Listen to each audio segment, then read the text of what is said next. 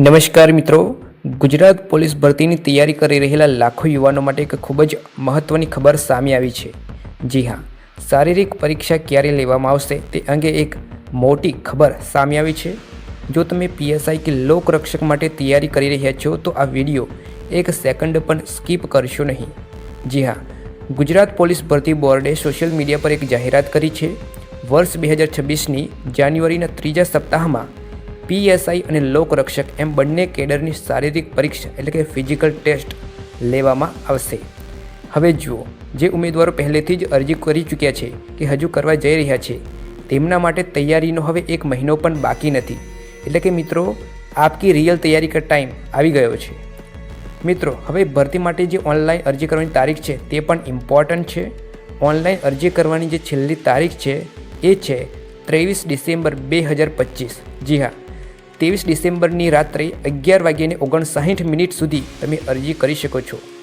જે લોકો હજુ સમય છે એવું માની રહ્યા છે તો એ ધ્યાન રાખજો, સમય બહુ ઓછો છે। ભરતીની સંપૂર્ણ જાહેરાત ઓજાસ વેબસાઇટ પર 3 તારીખની મુકાઈ ગઈ છે।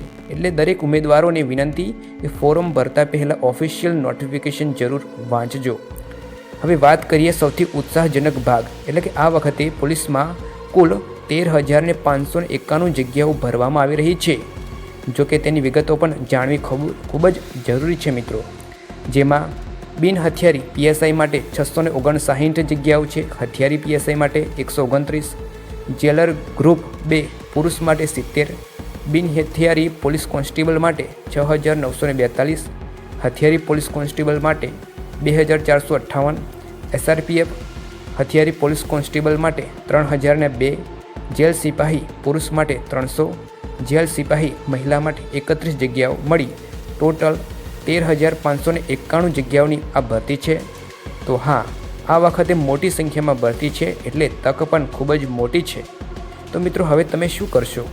તો સિમ્પલ છે, આજે જ ફિઝિકલ તૈયારી શરૂ કરી દો। ફોર્મ ભરવાનું તો ચૂકશો જ નહીં અને રોજ 1 કલાક પોતાને જતા ઘડવાના પ્લાન સાથે ચાલો, કારણ કે જાન્યુઆરીનો ત્રીજો સપ્તાહ તમારું ફ્યુચર નક્કી કરી શકે છે। જોઈએ તો આપને ફરી મળીએ આગામી નવા વિડીયોમાં। ત્યાં સુધી આવજો, ધન્યવાદ।